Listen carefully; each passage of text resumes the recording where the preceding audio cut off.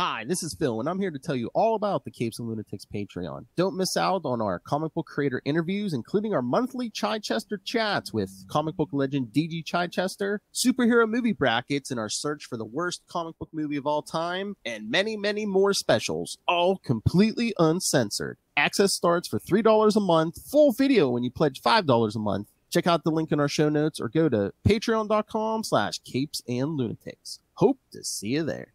This is Luca Perich, host of a Totally Turtle sports and gaming YouTube channel, and you're listening to the Capes and Lunatics Podcast Network. I'm here for Peter.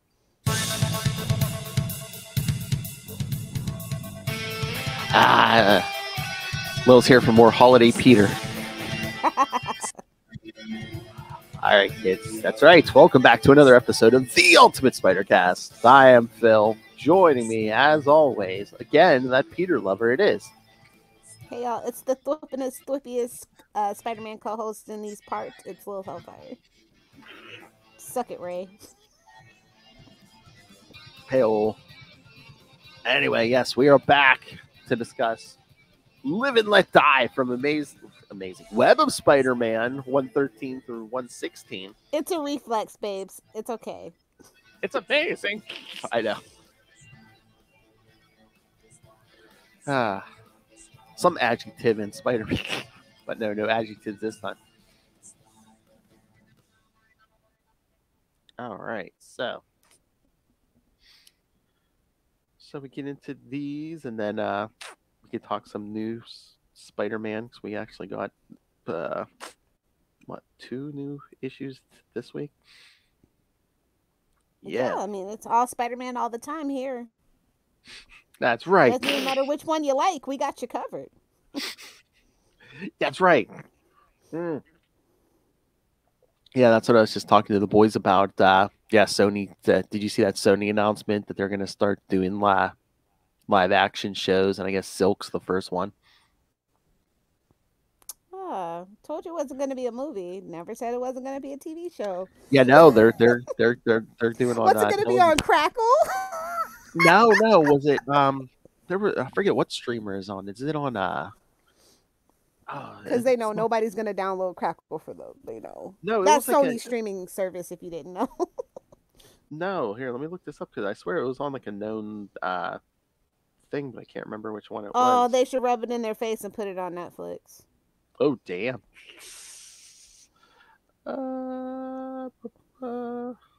It damn sure ain't gonna be Hulu now, is it? Oh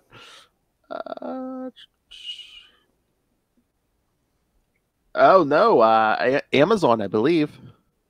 Okay, that makes sense. They have a very good partnership with Sony. Yeah, but they signed a deal. The first one will be Silk Spider Society, which was developed by Walking Dead showrunner Angela Kang. So get ready for that to go 10 seasons. Along with Spider-Man Into the Spider-Verse producers Phil Lord and Christopher Miller. Silk. Well, that sums it up. But Angela Kang will serve as showrunner and executive producer on Silk as part of a new multi-year overall television deal she signed with Amazon. It gets 1 season, I guarantee you.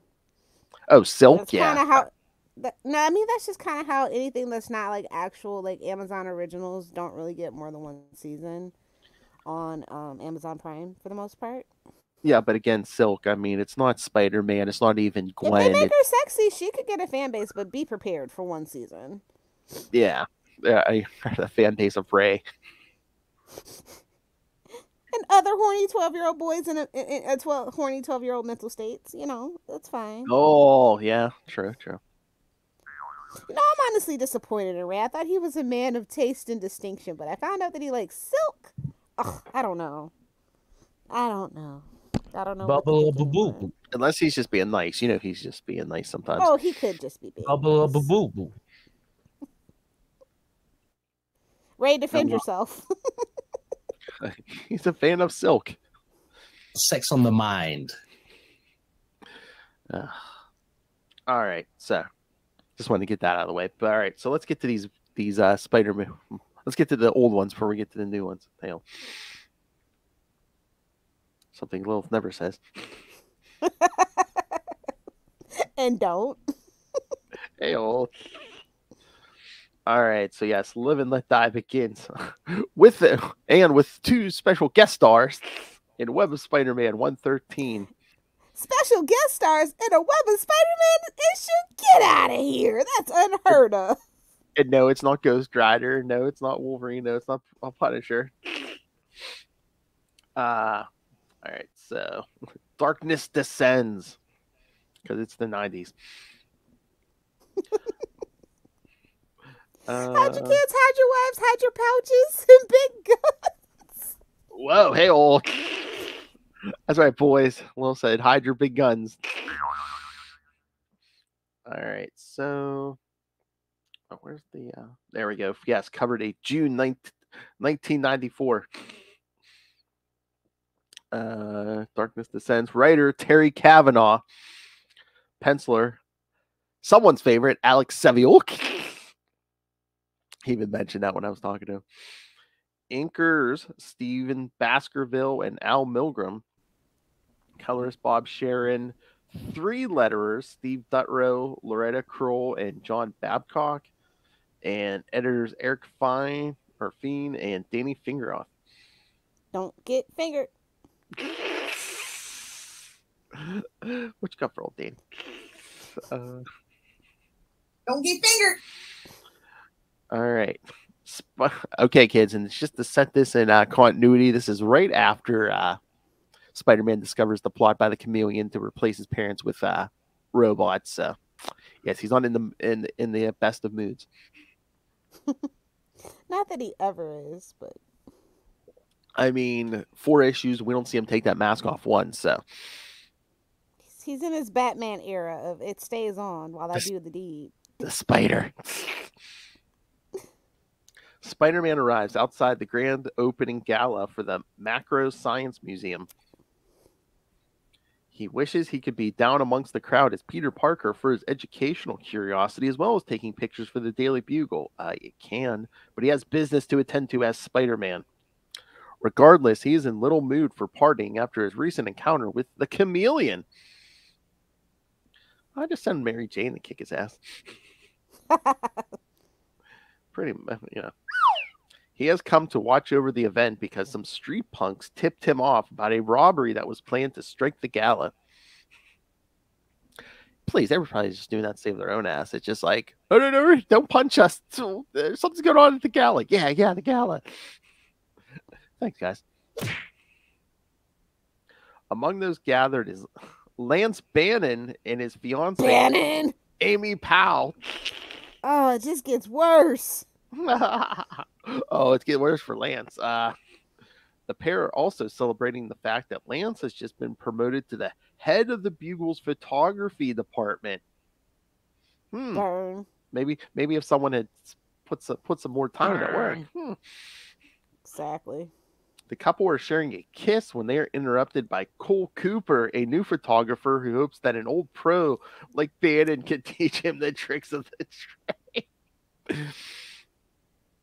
Thank God I live in a time where you can just Google it. You can literally just take a master class on Yale for free. Like, the young redhead with alliteration in his name. Excelsior. Stanley Special.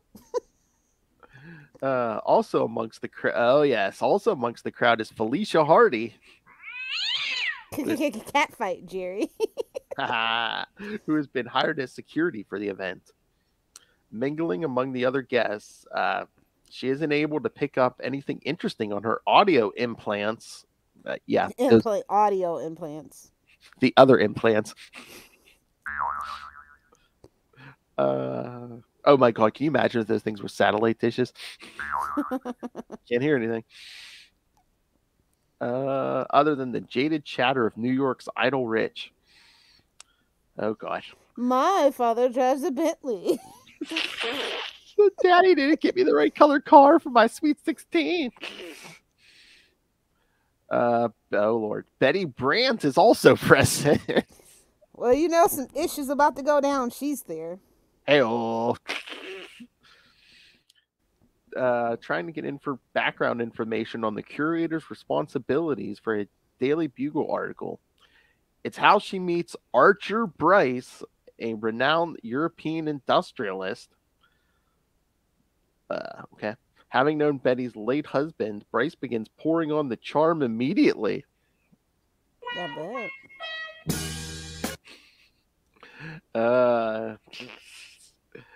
He wants to get in that byline. Hell. In addition to this, J. Jonah Jameson is also present with his wife, Marla Madison. Not Jesus, that Marla, the other Marla. Yes. Oh my lord. So everybody's here. Anyone Peter knows who he's not related to is here. Pretty much. The couple are delighted when they also bump into Jonah's son John and Dr. Ashley Kafka. Awkward. The head of the Ravencroft Institute.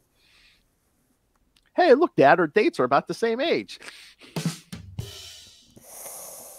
Ooh. Don't make me cancel Jonah. Hey, they're two consenting adults. I mean, he's much more of an adult, but they're two consenting adults. Come on, it's realistic. A rich man in New York with a younger wife. Come on, it tracks. It tracks. It does. Especially in the 90s. But man, they really start giving Kafka the 90s makeover, man. Remember when she was a little older, a little heavier? They gave her she's the original Amanda Waller. Let's sex this up a bit. She might get to be an actual major character that goes in a movie. Let's sex this up a bit. Well, yeah, because we're about to rev up to try to make Ravencroft like Marvel's Arkham. So yeah. Jonah's mood sours when he learns that his son is not taking up his job offer and is taking a job as head of security at Ravencroft instead. It's got its perks. Free drugs. Oh, I thought you meant he's boning the director. Okay. Oh, well, I mean, that too.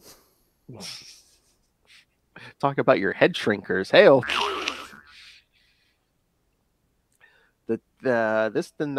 This denouncement angers John, who storms out of the room and leaves him without an alibi. Well, but we're going to get there. Back outside, Spider-Man spots a light in one of the darkened rooms and figures this is what he has been waiting for and swings in to investigate. While inside, Felicia Hardy manages to learn the location of the micro-fusion generator, the MacGuffin, is only the second floor of the facility. While Archer Bryce has agreed to an exclusive interview with Betty Brant. Exclusive.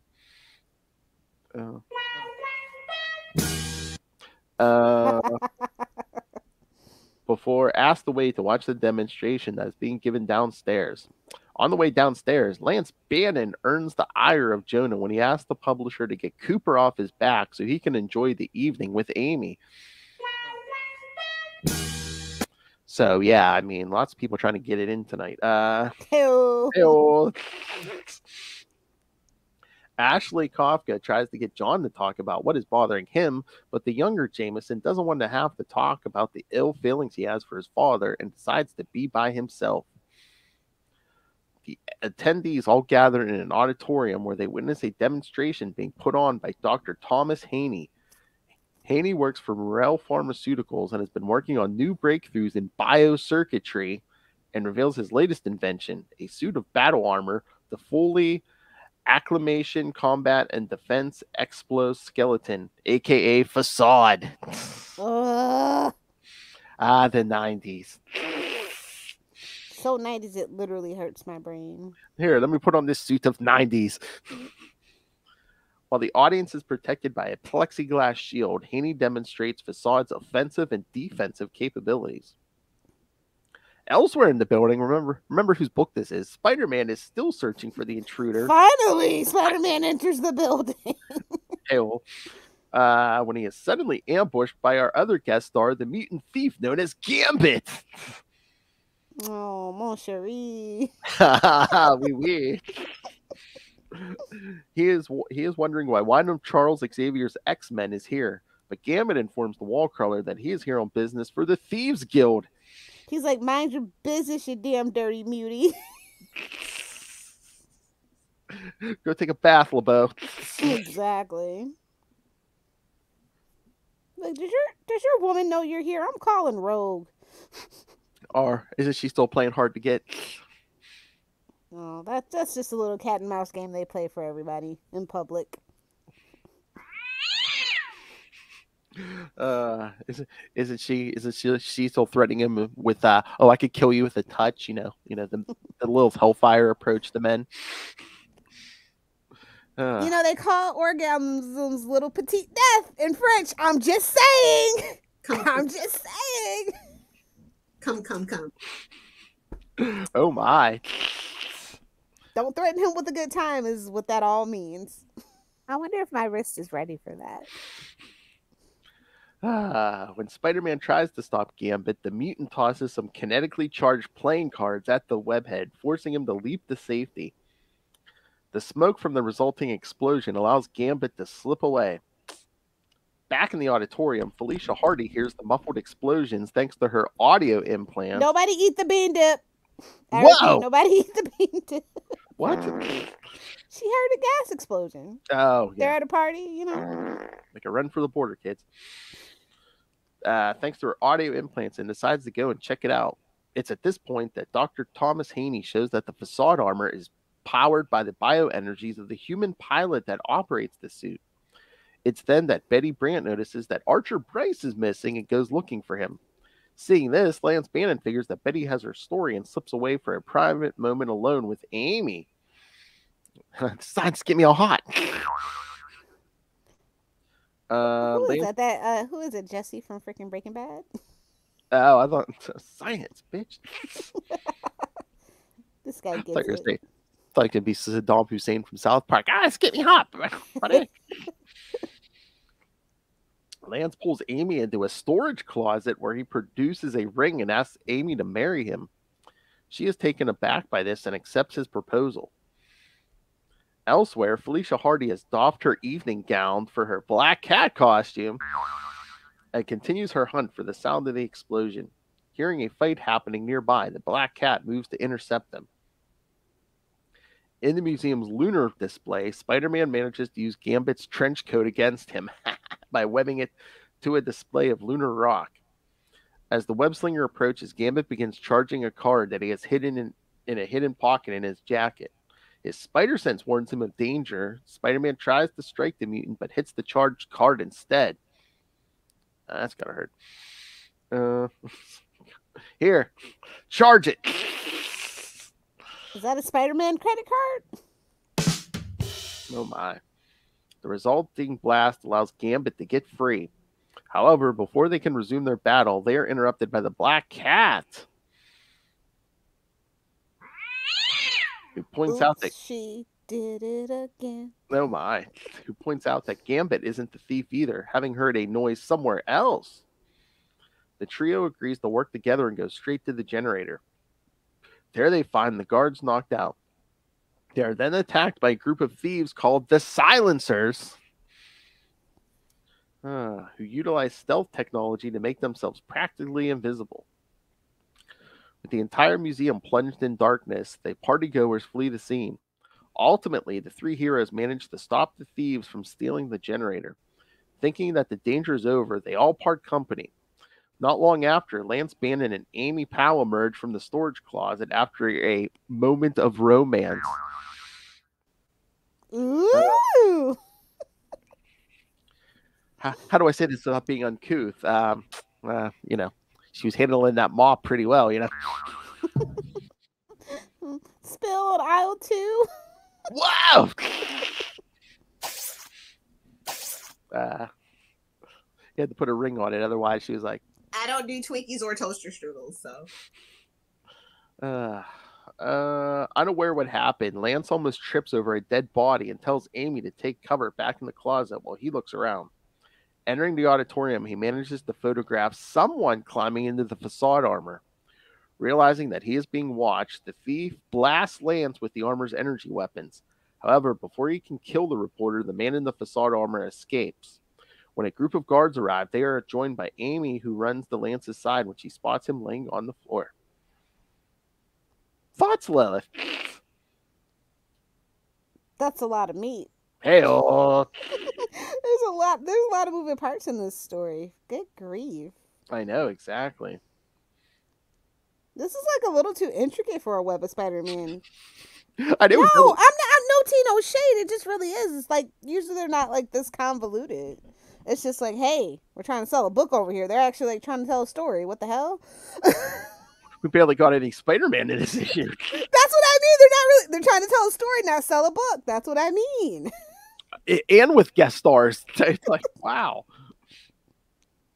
We're gonna have to cover this because it said, at the time the Black Cat had just opened her own private security firm, as seen in Felicia Hardy, the Black Cat 1-4.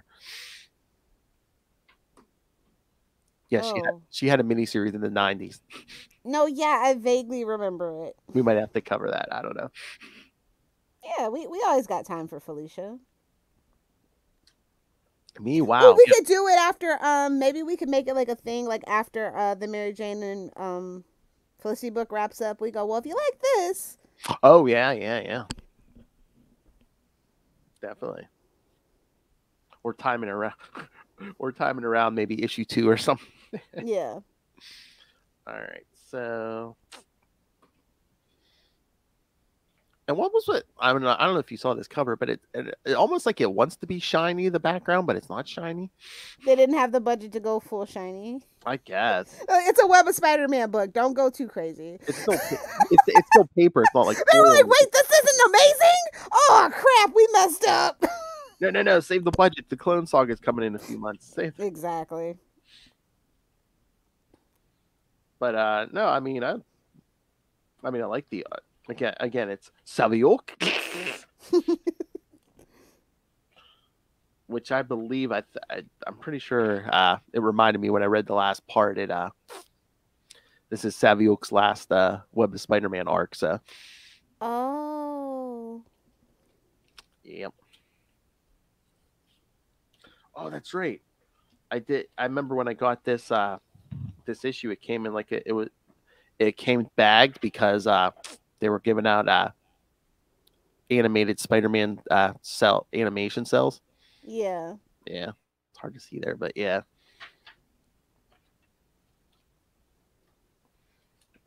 That was a fun thing for them to do. Yep. Oh yeah, of course. You're gonna be promoting that cartoon too. Oh, I wonder if I can do something with this somewhere in here. Okay. Frame it. Exactly. Maybe print out a background or something.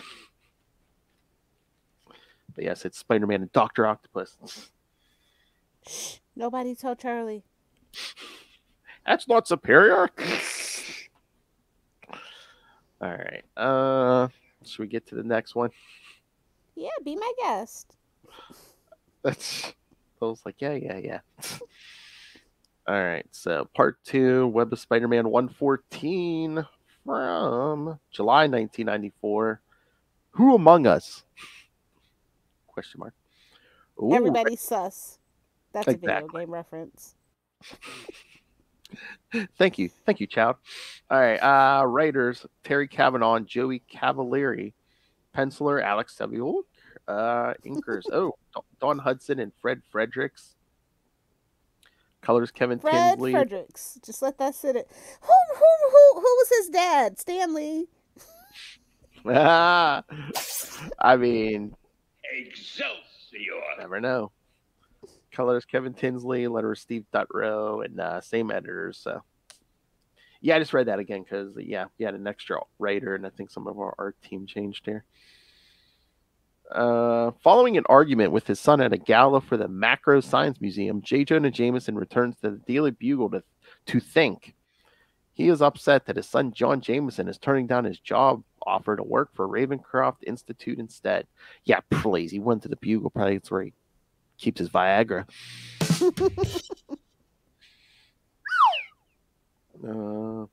His thoughts are interrupted by John, who has cooled down some since their argument. He has come in the hopes of talking his father into supporting his decision to work as chief of security for Ravencroft. Seeing that his father isn't going to stop being stubborn about this, Jonah's not going to stop being stubborn? Get out of here. John decides not to waste his time, leaving his father to cry by himself. As John sees himself out, Lance Bannon arrives at the Bugle with rookie photographer Cole Cooper.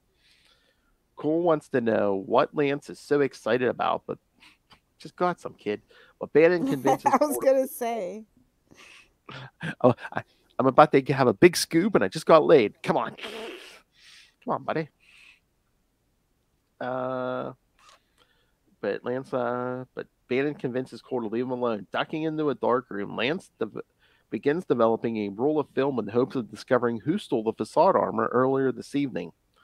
Unknown to Lance at this time, the thief has arrived at the Bugle in the facade armor, seeking to cover up any discovery of his identity. At that moment, across town, Spider-Man stops a carjacking in progress. However, this is not completed without the car getting wrecked. The owner of the car is furious as it was expensive and fresh off the lot. The wall crawler sarcastically tells the man not to thank him and swings away. While back at the Daily Bugle, Lance has finished developing his film but needs to take a closer examination of the photos in order to learn the identity of Facade. Unfortunately, just as he makes his discovery, Facade smashes his way into the dark room and breaks Bannon's neck. Smash it. Killing him instantly. Yay. Best thing to happen. Jeez. Do we want to say Not a fan. Not a fan. Facade breaks in to kill Lance all. Oh yeah. Oh yeah, he's Kool-Aid Man style, definitely. Kool-Aid with a K, Ray. That's right. Smash it. But yes, so yeah, he breaks in and snaps Lance's neck. Choke that chicken.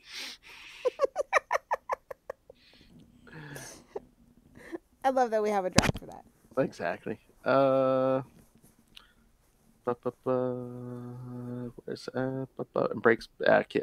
Moments later, Betty Brant returns to the office and goes looking around to see who. Suspiciously. All right, let me finish this sentence. Betty Brant returns to the office and goes looking around to see who is still in.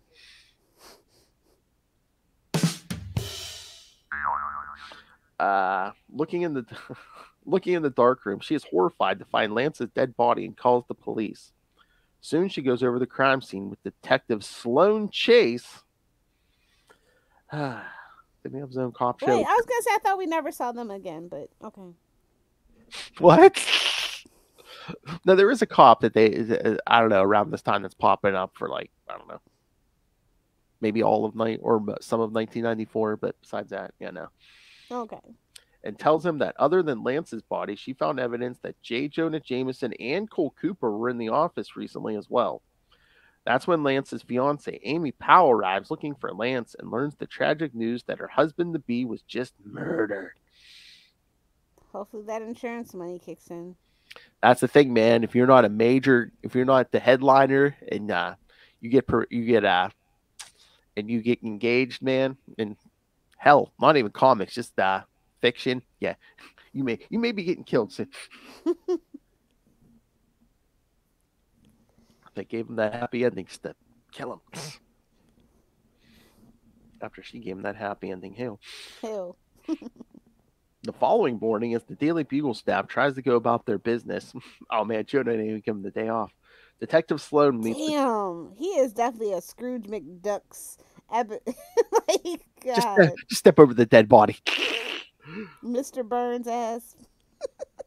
Detective Sloan meets with J. Jonah Jameson, his son John, and Cole Cooper, since they were present around the time that Lance Bannon was murdered.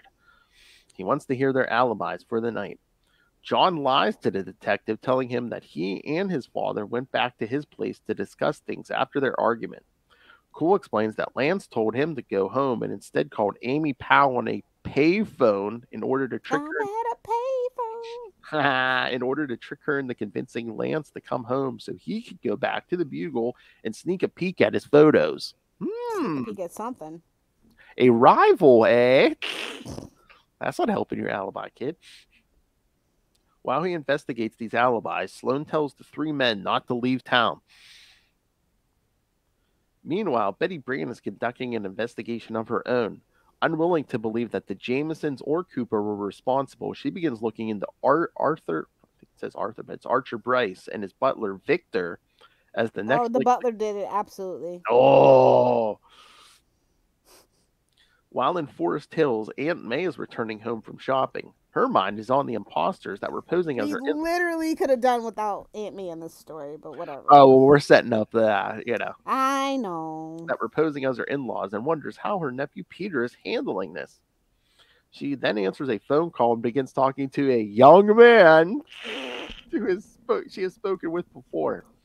He has called in to check to see how she is doing. She hopes that this man will come to New York so they can meet her family. Unfortunately, she has to let the young man go when she sees the front page in the Bugle about Lance Bannon's death so she can call her nephew and see how he is taking this recent tragedy. Sensing that there's... Not too hard. Hey-oh! Seeing that there's trouble with the Parker family, and the mysterious caller decides to go to New York and investigate this. Why, who could the mysterious young man be? Gonna pack my bags and head to New York City. I love Ben Riley. What are you singing about? Gonna pack my bags and move to New York City. Oh, you said city. Okay. All right. That evening, Spider-Man has just read the news about Lance Bannon's death. Unwilling to go home to his wife Mary Jane at this moment, the wall crawler decides to keep an eye on Betty Brandt as she is potentially at risk. Again, she has a mental... Bro, the more you read it, the more our theory makes sense. I'm just saying. Mm-hmm. She's got him brainwashed, man. She's got him brainwashed. That's the politically correct way of saying things, but yeah. Okay. She brainwashed him with that device, Superior puss. Yeah. There you go. At that very moment, Betty Brand is going through the computer files in the Bugle's morgue, trying to find more evidence of her suspicions. She is unaware that Facade has returned to the Bugle in order to eliminate her as well. However, before he can get to Betty, Facade is ambushed by Spider-Man. Their battle leads them to the basement printing presses. There, Spider-Man savagely attacks Facade and is pinned under tons of equipment. When guards arrive on the scene, Facade escapes while Spider-Man pulls himself out from under the rubble. Always lifting heavy stuff off himself. Meanwhile, Betty continues her research when she is interrupted by Archer Bryce's butler, who asks her to meet with his employer. They go out to the limo parked outside of the Daily Bugle, but find no trace of Archer Bryce in the back seat. While high above, Spider-Man has just missed Betty inside the Bugle and decides to look for her at home. He wonders who is using the Facade armor and where they are hiding. Fearing that it could be right under his nose, the wall crawler cannot be further from the truth as the Facade armor stands empty inside a truck parked near the Daily Bugle. Thoughts? That's not suspicious. What? I said that's not suspicious. But hey, we got some Spider-Man in there, so that's things are looking up. That's what she said. Got some Peter, things are looking up. There you go. Hell, well, yeah, because it's like we don't have guest stars this time, and our cast is slowly getting winnowed down because Lance is dead, and I mean, we'll see a little more Amy, but not too much more Amy since Lance is dead. Because why do we need a woman when the man's dead? See, exactly. It's 1994. See. But yeah, said, Peter's no clams and yams over here. Heyo. Peter's all in his spider mode because after the whole parents thing, he's just like, I'm not gonna be Peter Parker anymore. It's like, really? I'll be Peter Parker and Spider-Man no more forever. But again, I mean, we're racing to the clone saga, so I think that part of their plan was like, oh look, yeah, of course he's the clone. He's going nuts on, he's been fine for the last 30 years, but now all of a sudden he's going nuts. It's the clone DNA breaking down, bro. Get it together. Hey, that's right, Lil. Lil says, don't mess with that DNA, kids. I don't do Twinkies or toaster strudels, so. All right. Should we jump to the next one? Sure. Spider-Man our way literally downtown here. Yeah. Spider-Man literally gets in Facade's face. All right. Web of Spider-Man 115 from August 1994. Shell shocked.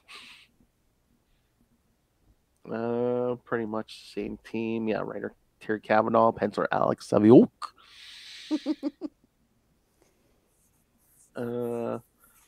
As the facade armor stands empty within a vehicle parked outside the Daily Bugle. And how many supervillains have parked crap outside the Daily Bugle? I mean, there's a Doc Ock story where we had that. That's what I'm saying. Mini battle vans. A battle van. I mean, the cops could save themselves a lot of hassle. Just sit outside the Daily Bugle. Have someone sit outside the Daily Bugle 24/7. There's either villains parked outside or the publisher. No, you need to be parked in front of a bank, because obviously. Oh, yeah. Betty Brandt is en route to meet with Archer Bryce in a limo driven by his assistant Victor. While back inside the Daily Bugle, a security guard talks to Detective Sloan Chase regarding the latest attack by Facade. The guard suspects that the cyborg killer was after Betty Brandt after the series of articles she wrote about the armor's theft. Chase learns that the only other people in the building at the time had been John Jameson, who is waiting for his father to come to the office, as well as Cole Cooper. Upstairs, Cole has pushed past the police tape in the darkroom where Lance Bannon was murdered by Facade. Cole knows that Lance learned the identity of Facade and has decided to poke around the crime scene for any clue the police may have missed. You're next. Pretty much. While in the office of J. Jonah Jameson, John thinks about how he lied to the police about his and his father's alibi on the night that Lance was murdered. As this Facade murder lingers on, John worries about how it is taking over his own life. Meanwhile, in Forest Hills, Mary Jane has arrived at the home of Aunt May and discovered that she has suffered a stroke. So close. Yep. Trying to make sense of what just happened, Mary Jane realizes that whatever she has to face moving forward, she will have to do it alone. Because her husband's being a big baby. As usual during this era, to be honest. Yeah. At that moment, Spider-Man arrives at the apartment building where Lance Bannon used to live before he died. Inside, the wall crawler thinks about how similar his life was to that of his rival, Lance Bannon. His recent death, just hours after he proposed to Amy Powell, confirmed all of the fears he has for his own family. As he begins looking for clues, Spider-Man has to hide when Amy Powell returns home, escorted by J. Jonah Jameson.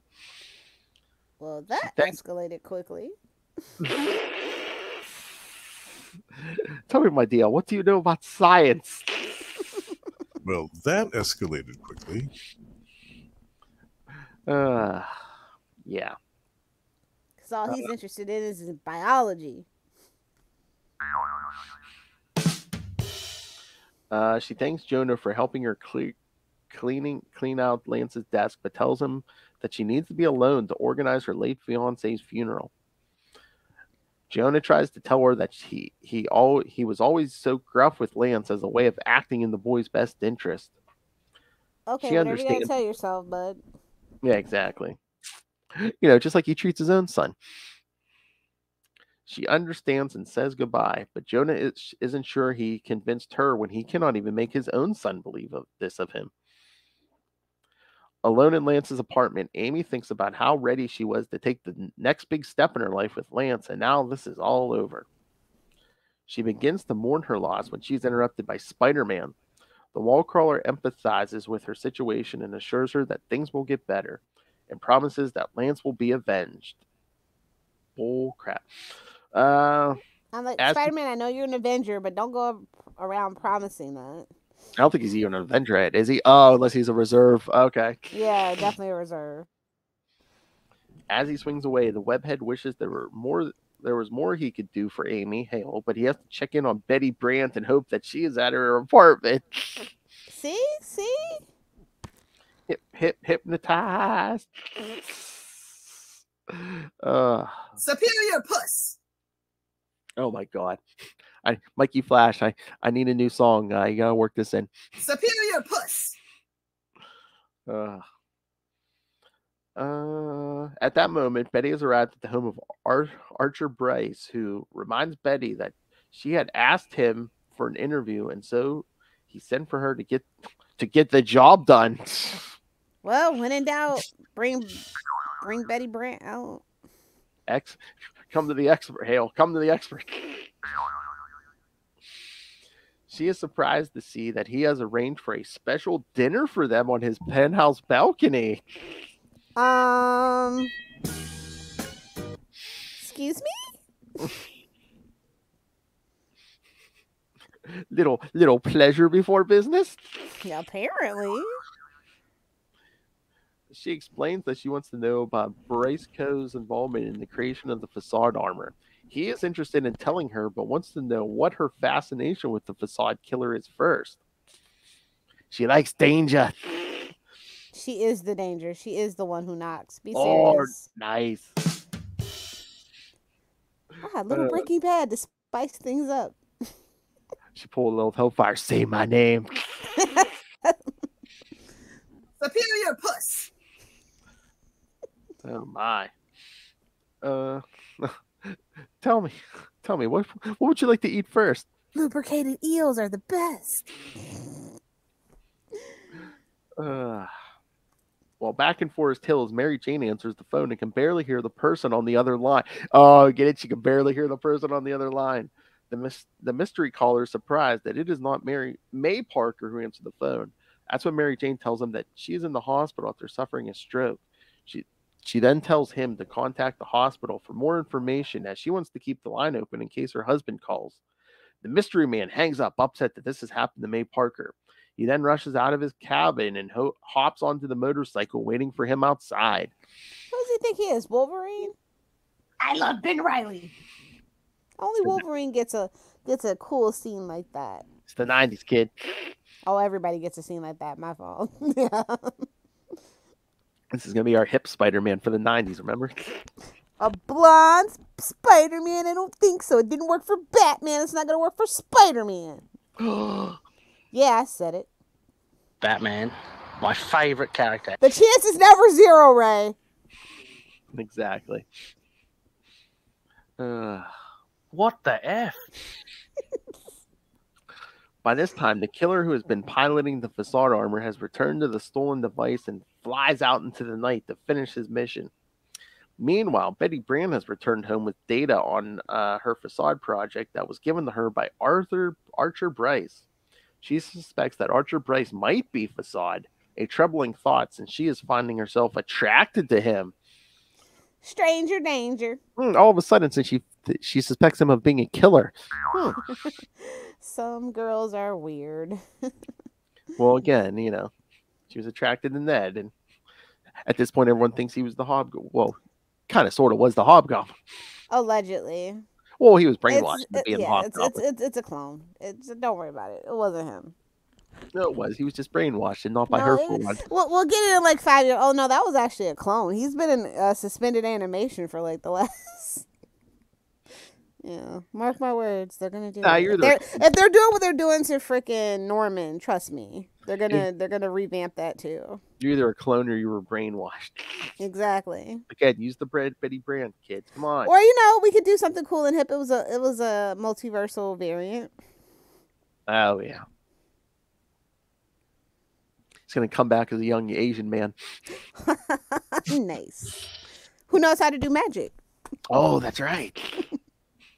Oh no, then you can bring Doctor Strange in or Clea. That's why he's different. Magic. See? Always thinking. But yeah, she's thinking about Archer Bryce. This caused her to think about her late husband, Ned Leeds, who later became the Hobgoblin. Allegedly. Yeah. Going over the data, she discovers that Archer has been secretly liquidating his family assets in order to keep Bryce Co. operating. Before she can look any further, Facade comes smashing through her patio door. Smash it. Exactly. Smash it. And once again, the glass makers of the Marvel Universe rejoice. That's what I call job security. Exactly. Betty is able to slip out another window and down the fire escape before her attacker can get her. Facade follows after her and rips the fire escape loose from the side of the building. However, Betty has nerves of steel and manages to grab hold of the ledge of the building before the fire escape crumbles. Before Facade can catch her, Spider-Man leaps in to stop him. This gives Betty time to climb to safety, although she is surprised to see that the wall crawler is more focused on battling Facade than he was trying to rescue her. Not so superior puss after all, huh? I was going to say, was that her thought? Wait, why isn't he worried about the superior puss? Superior puss! Spider-Man has the upper hand at first, webbing up the Facade armor. However, he notices that Betty is still there and tells her to get away before it's too late. This allows Facade to break free and stun the wall crawler with one of his bioblasts. As Spider-Man tries to shrug off the effect of the attack, Facade moves in for the kill. A bioblast. A bioblast? You know what Lil says about those bioblasts, right, kids? Not in the face! Exactly. Well, you want to know why not in the face? Because sperm will think your eye is an egg. True scientific fact. The more you know, kids. Oh my. It was like, it'll try to invade your body. Seriously, yuck. And it burns, don't it, Love Hellfire? No. I learned that fact. I was like, oh, never. Not even once. No. Remember, kids, be considerate. Always below the neck or on the back, something. We're gonna get canceled, Phil. Stop. I'm out here trying to get our educational grant with scientific facts. She's trying to paint her to PBS, but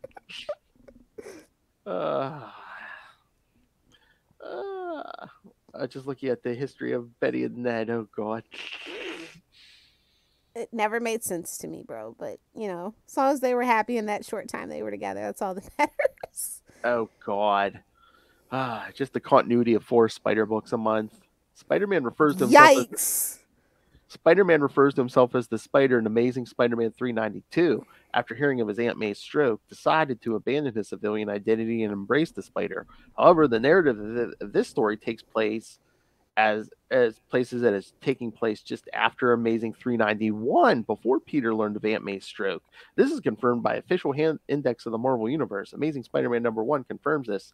As such, Peter's referring to himself as the Spider here are in error and should be ignored. Yes, because it was after. Yeah, Danny. He didn't figure out. Shame on you, Danny. Oh, come on! You got 4 books a month. That's what an editor's there for, literally. No. He was just calling himself the Spider a little bit because of the parents. But then when he finds out about Aunt May, he really goes Spider. Whatever that means. Well, as Betty Brantel will tell us, once you go Spider, you don't go back. You just become bitter and obsessive about it. Same thing with kind of Felicia, but we won't go there. Oh my. Oh, that's what we need. A fist fight between Felicia and Betty. Heck yeah. Mary Jane just refereeing. All right. Should we get to the end? Don't forget a good Gwen Stacy clone in the corner somewhere for good measure. Oh my God, this episode's for you, Dave. Dave Finn, Signal Doom. Oh my God, we were talking about that Ben Reilly issue with Delilah. Her first appearance of Delilah. Oh, hey there, Delilah. Mark Bagley art. Yeah, she's painted into this. All right, so should we get to the last one and then try to figure out who Facade is? Because no one's ever going to know. Okay, yeah, that's fine. All right, Web of Spider-Man 116 from September 1994. Crescendo. Annie, are you okay? Are you okay, Annie? I was going to say, Crescendo.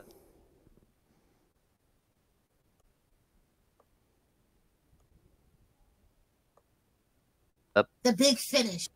Hello? Jazz hands. Jazz hands. There you go. All right.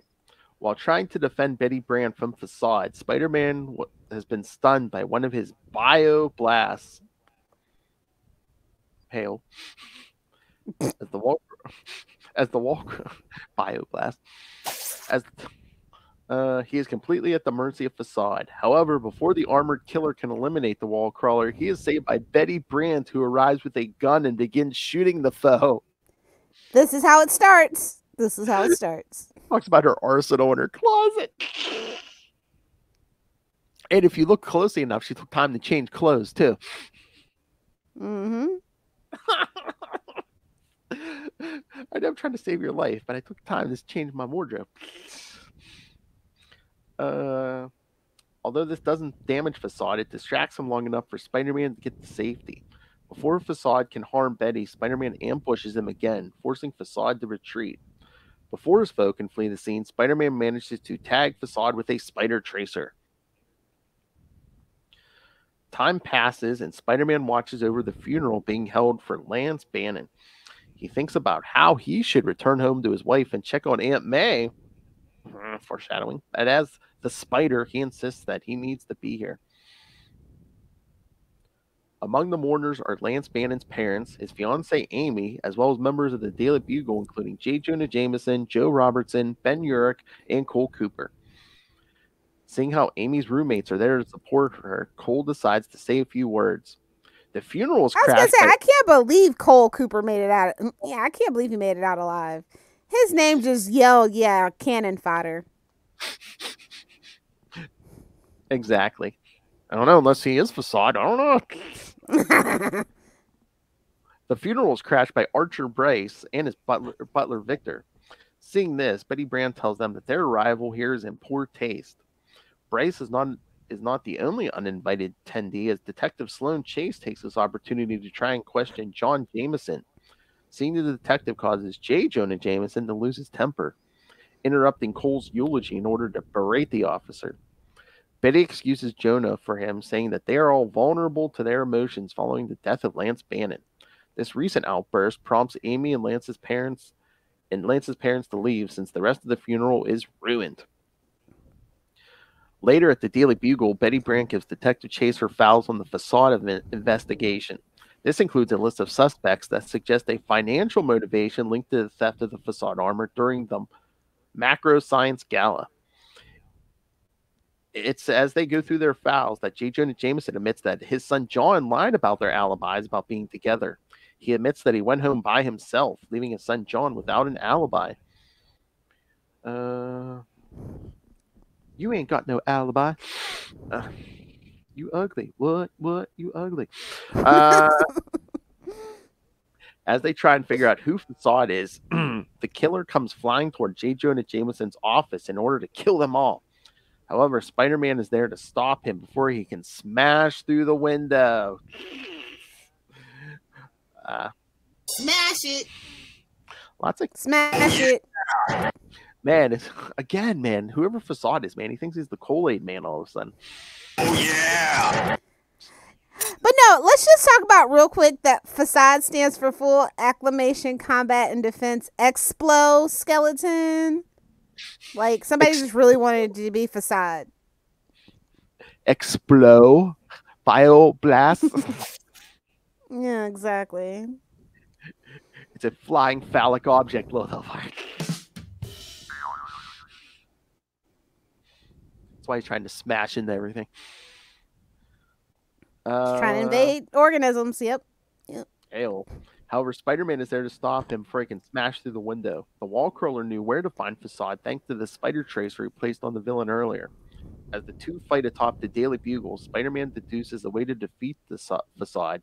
Using his webbing, the wall crawler forces Facade's fists together, as he charges up another bioblast. This causes feedback that seriously damages Facade's armor. After the killer falls to the ground, Spider-Man rips off the armor's chest in order to get to the pilot inside. Unfortunately, the armor has a defense mechanism that shocks Spider-Man. When he is woken up later by Betty Brant, the person piloting the Facade armor has fled before anyone could find out who he really was. With the killer escaped, Betty, Jonah, and Detective Sloan agree to redouble their efforts to find out who Facade really was. Not being much of a detective, Spider-Man leaves them to it and leaves the scene. That night, the mystery killer pays a visit to Lance Bannon's grave. He can't believe the irony of the situation. Even though nobody will be able to tie him to the Facade murders, it was Lance Bannon's death that led to the destruction of his armor, leaving him a hollow facade after all. Ha ha! Play on words. While at a hospital in Forest Hills, Mary Jane watches over Aunt May, hoping that her husband Peter eventually arrives to be with them. At that moment, a mysterious man arrives at the hospital, coming to check on May Parker. However, when Peter finally arrives, this man decides to flee the scene before he is identified by Peter. However, Peter Parker is not ready to face the reality of his civilian life and leaves soon after. While at a nearby payphone, the mystery man calls the hospital and is advised that Aunt May is in stable condition. All these payphones. It's 1994. You gotta have somewhere. You gotta have somewhere to return those pages you got on your pager. Well, come on. True. And yes, kids, this mystery man will be revealed to be Ben Rowley next issue. So, plot twist: he was Facade too. If you look at the clues, I love it. So funny because like they don't show Ben Rowley's face, but like was the security guard was talking to him, and then Peter walks in and he's like he's like doing a double take. Yeah. What? We're twin cousins, like Patty Duke. What do you want? I mean, you know that technically can happen if both your parents are twins. So. Yeah. You're literally like half super, what they call super siblings. Biology's so weird. Whoa. Yeah. Man, those bioblasts really must have been invading that egg. Hell. All right, Lil. So the answer to Facade will never be answered because, yes, I was lucky enough to talk. Ray let me join in when he talked to Howard Mackey and Terry Kavanaugh. And I asked Terry Kavanaugh, who was Facade, and he says he forgets. So just a suit. Just another Ultron. Don't worry about it. The writer just forgot. So yes, because I was like, okay, I always tried to piece this together. Do you really think they would make it John Jameson? I don't think it's going to be. I think that's where they were going with that. But... Oh, I thought if anything, I mean, because if Kingpin's son can, surely Jonah Jameson's son, maybe. But I was like, Archer Bryce is the easy answer because he's just like made up. Too easy guy. Though. But could it be Cole Cooper? I mean, we've had. That's what I said. It was like Cole Cooper seemed like cannon fodder. Like he was just there. So I mean, we've had Daily Bugle reporters, secretly be criminal masterminds. So yeah, the big man, Ned was the Hobgoblin. Hell, in a few months from this, did you at least follow with who would you like it to be? No, He's like, I let it go. I was devastated. I was devastated by the answer. I couldn't function anymore.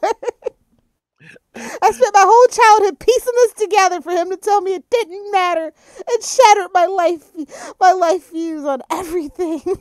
Hey, I'm just crushed that we saw them together. Or otherwise, I would say it's Betty. Yeah, that would be great for our theory, wouldn't it? Oh, unless she brainwashed someone to do it. I mean, wouldn't be hard.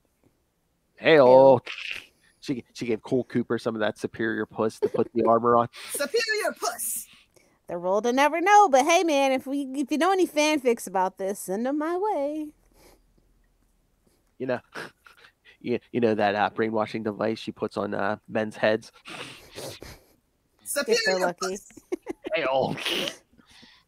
But yeah, I mean, I think it would have been interesting if it was Cole Cooper, but I mean, Archer Bryce just would have been so cliche.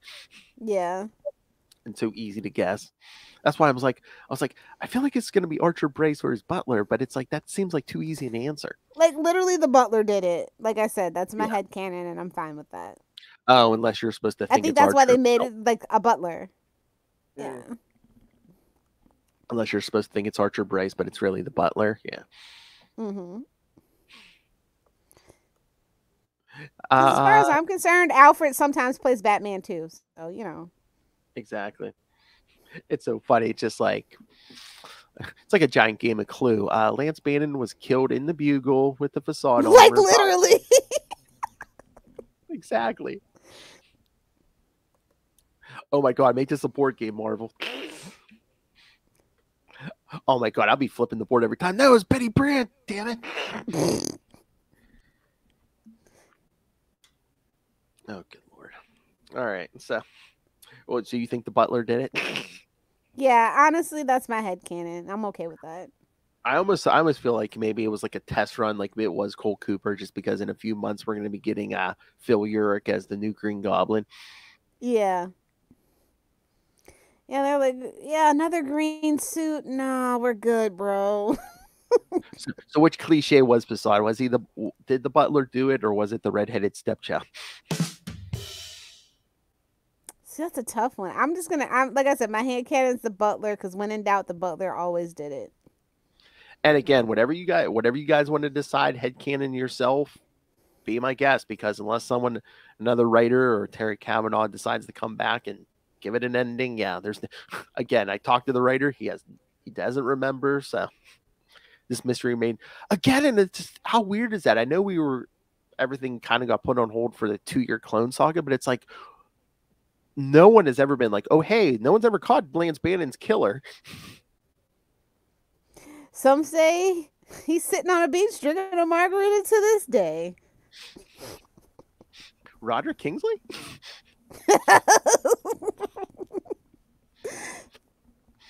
Oh no. You want the big plot twist? It was Amy.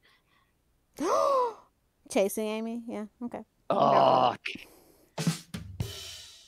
she got in that facade armor. Like that diamond wasn't big enough.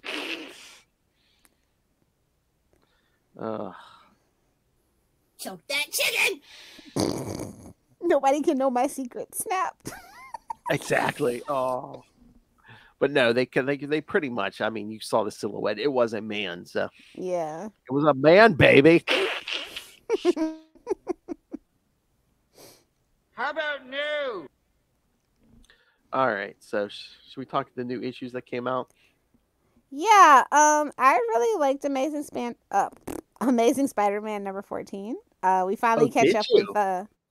Yeah, like it was cool. It's sad that they crammed a whole year in the life of him into the issue, but it was nice to see what he'd been up to.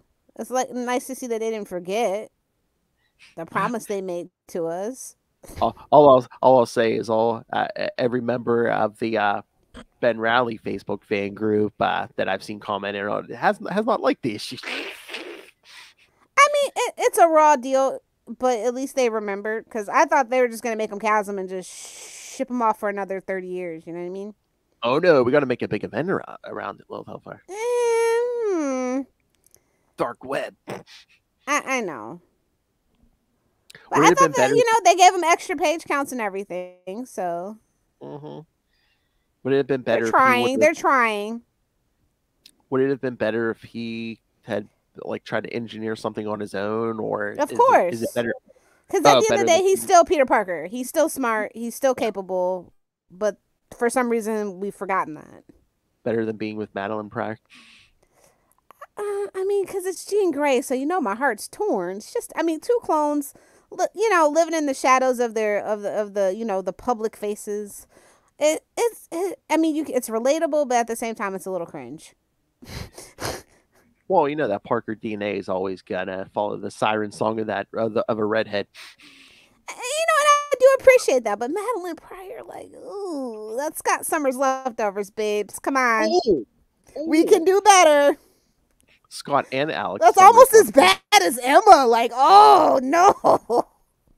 Oh no, man, she was the Summers family bicycle, man. Come on. Yeah, I know. Scott, Alex. I don't think Alex holds up in canon anymore, but. Oh, hell. It was an experiment. I don't know. Oh, and you forgot the best part of Lilith Hellfire, Cable's mother. Oh, I know. I didn't forget. Bad DNA, man. Bad DNA. Hell. Well, to be fair, Cable's the only Summers boy I like, so, Oh, nice. To be fair. Very sympathetic backstory. Not a douchebag like the rest of his family, especially his granddad. It's a whole thing. It's a whole thing with the Summers boys. Y'all know. But yeah, I mean, it's something for him to do. Yeah, I mean, I'm glad they're giving Ben Reilly a big event. I just wish he wasn't the big a-hole behind it. Yeah. I mean, there's still time for it to be a plot twist. Yeah, I guess. There's still plenty of time for redemption that we asked for the first damn time. So I mean, I don't think Zeb's gonna disappoint us twice. So I'm not, and if he does, I don't know what I'm gonna do. But I'm gonna hold out hope for Zeb, pulling it around. I'm hoping by the end of this thing where they're gonna do like I originally was hoping that maybe they're just using him losing his memories to make him his own man. Maybe Yeah, and maybe not send him to San Francisco, but definitely send him away and like get him his own book, New Adventures and stuff. Yeah, the different city. There's a market for it. Clearly. Chicago. I mean, especially if they're doing what they're doing to Miles, it's like, well, yeah, we would love an adult Peter Parker now. Thanks. Exactly. And again, you can have Peter married. I mean, Peter's stuck in like a cycle of just being really juvenile and childish right now. Like, it's kind of nerve-wracking and annoying. It's like he's repeating the same mistakes over and over and over, and he's not growing. So, because he's the main Spider-Man, he kind of can't, but Ben can. So, it's... And again, we have to see how it goes. Bring back Ben Reilly as some version of a hero, and it's like he can be your single him and Miles can be your single Spider-Man. Then Peter can get married again and have a kid, Follow the Superman formula. Like, no, it's crazy because they've stunted Peter's growth because they want to appeal to such a mass market. But it's like you literally have teenage Spider-Man in Miles Morales. You literally have single, on the loose, on the prowl. What are we doing? Name me some subset of the population where we don't have a spider person that fits their bill. Exactly. So why are we trying to cram it all on Peter? Hey. I'll never know. Hey-o. Exactly. I'll never know, but like I have faith in Zeb, so fingers crossed, guys. I think this is our time. He's gonna pull it around, and Ben's gonna have justice. Exactly. And what did you think of Janine's new identity? I don't really care about Janine. I don't. I'm like, why are we making her a Halloween themed villain? I mean, I get it's like Madeline Pryor's powers and stuff. It's like demon power, but I'm like, why are we? Because, I mean, I guess they heard about Hobgobble Gobble Month and thought that was like an actual, like, people were really actually like, and then they heard Russell's whole thing. Maybe they shouldn't listen to podcasts. Oh, yeah, Hobgoblin Historia, yeah. No, I invented dick. They're like, what's this uptick and all this Hobgoblin stuff? Every year in November, what is it? Got all these 2 podcasts talking about goblins, man. No, I invented that, you dick. Over a year ago, you dick. So, yeah, they might want to do a little bit more market research. But yeah.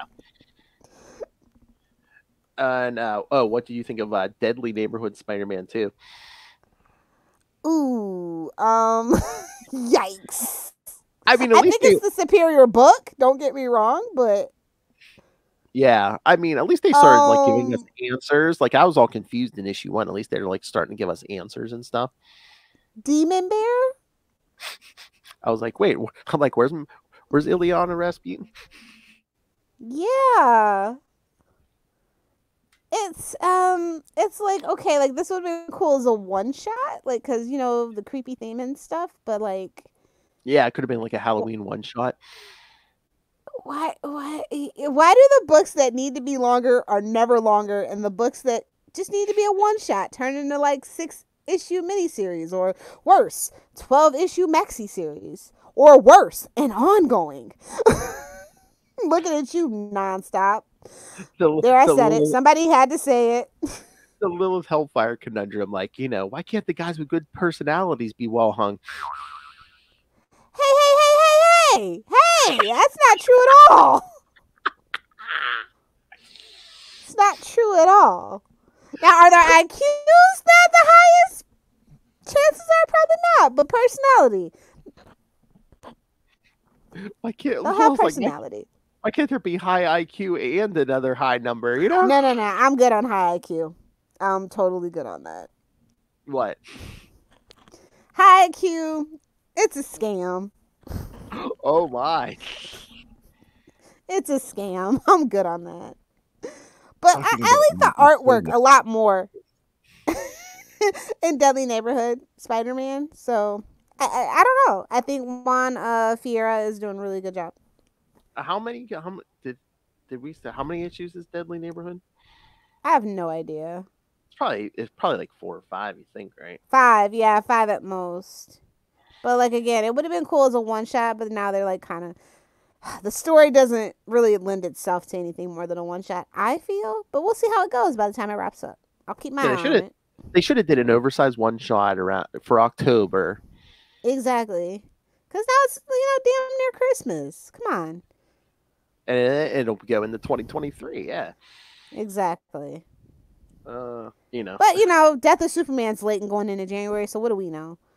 Hashtag still bitter. Unless he got like an advanced copy. Dave said he read that 30th anniversary Death of Superman. Okay, I don't know. Yeah, I don't know.